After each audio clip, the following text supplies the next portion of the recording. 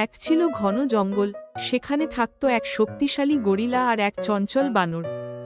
Gorilla ছিল বড়, ভয়ঙ্কর দেখতে, কিন্তু মনটা ছিল একদম নরম। আর বানরটা ছিল ছোট, দুষ্টু, সারাদিন লাফালাফি করে ফল চুরি করত।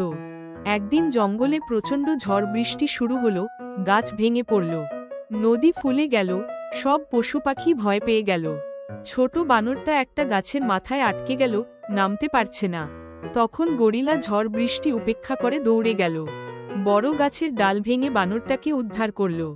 বানর কাঁপতে কাঁপতে বলল, তুমি না থাকলে আমি আজ বেঁচে যেতাম না।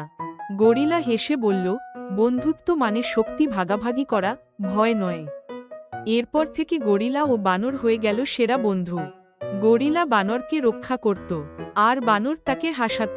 পুরো জঙ্গল জানল, বন্ধুত্বে বড় ছোট নেই, আছে শুধু ভালোবাসা আর বিশ্বাস।